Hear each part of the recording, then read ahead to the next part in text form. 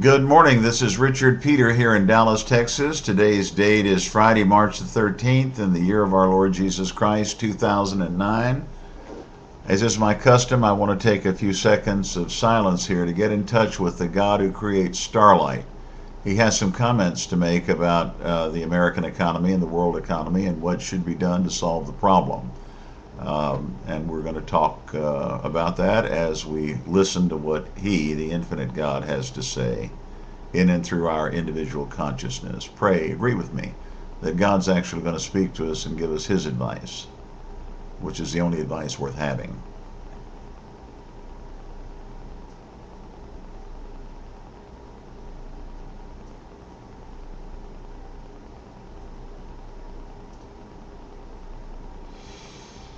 All right.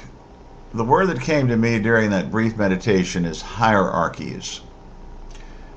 Hierarchies are the enemy of the spiritual progression of your soul, and also hierarchies in the material world involving banks and banking makes you live paycheck to paycheck and causes you never to have any true wealth, any wealth that you can call your own.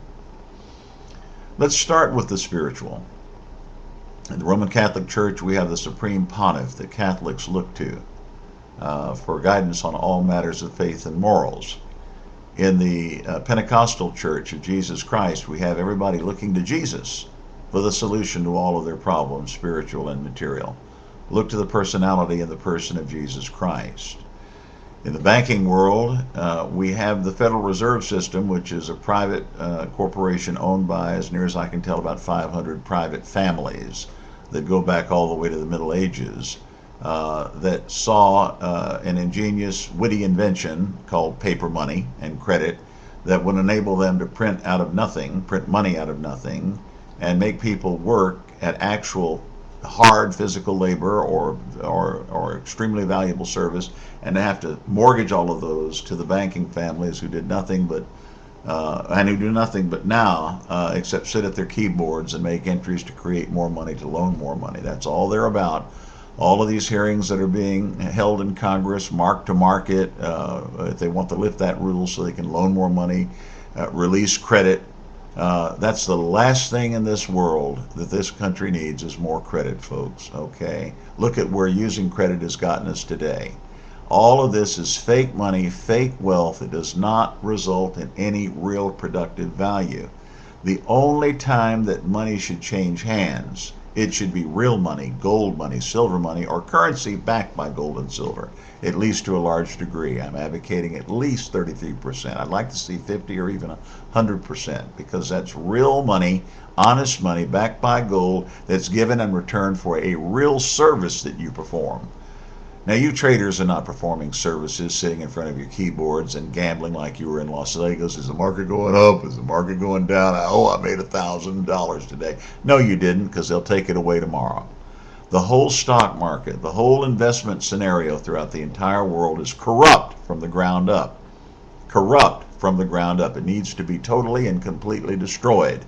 Just like a board game that gets so complicated where the checkers are all over the board and you can't tell where one is placed and the other is going to go because it's so confusing, you just the players wipe all the checkers off the board and start the game brand new. Any financial instrument needs to be able to be understood by somebody with a fourth or fifth grade reading level. Any law passed in the Congress of the United States needs to be written at a fourth or fifth grade reading level, because unfortunately that's the comprehension level that the schools have led our population to. So we can't force these people, you and me, to have anybody enter into a contract that they don't understand. So when contracts are written by lawyers and they're indefensibly complicated, they read like Chinese, the contract is not valid. When you're given a note and not told that that note is not real wealth, and you use it to mortgage your real wealth, your property, your lands, your homes, your cars, your automobiles, all of that sort of thing. When you get this note and you don't understand what you're holding in your hand, a worthless piece of paper that's merely an instrument of debt, then that contract's not valid. So what I'm saying to you, America, is that the entire system is corrupt. It's based on a fiction, a fantasy, an illusion. The people that understand it don't really understand it, because it's all a matter of manipulation of the public consciousness into believing that there's real wealth there when there's absolutely nothing but 400 or 500 banking families controlling what goes on in the world today. And they do so because they think they know what's best. Now, going back to hierarchies, you thought that I had left that out. The banking families have their own hierarchy. They all belong to Masonic lodges. They all have their hierarchies within the Masonic lodge. The chief masons and the chief banking families are in pecking order, one above the other, until finally you probably get back to 2 or 3 families and maybe one person ultimately who's pulling the strings of everybody. And we don't even know if that's an alien or not. I mean, some people say that it's an alien. I say it's merely one single personality that considers itself to be God and supreme, and that all others will worship him. Now, when they came to Jesus and said, "You're a good man," Jesus said, "Why do you call me good? There's none good but God." Okay? The true master tells you that you are not God. Nowhere near are you God. God understands how to create starlight, how to create a baby in the womb. God knows how to get a heart to beat. God knows how to get feet to walk down the street. God knows how to put words in my mouth so I can communicate with you. God knows how to cause me to move in every right direction so that my business activities result in productivity and in wealth for me and my family. That's who God is. So you're not God. But the secret is when you get out of the way, when you remove the blockage, just as when you open up the drapes of your home and the sunlight flows through, and you can see sunlight, when you get out of the way, when you decrease, when you crucify ego, false sense of self, when you crucify the man that has a birth date, a death date, a credit record, a criminal record, or when you crucify that man that your neighbors say that you are, that your family say that you are, when you crucify that man and empty yourself out as a complete vacuum, then the God who constructed starlight flows into that vacuum. He abhors the vacuum, so he's going to fill it with who? With himself.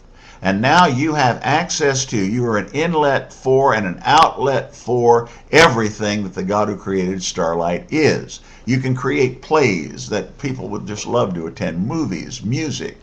All of these things are gifts of God. They don't come from you, they come through you. And the great masters and musicians know that this is the case. When they got out of the way, God plays the violin. When they got out of the way, God writes the play. When they got out of the way, God analyzes the economy, which brings me back to something today that's extremely important.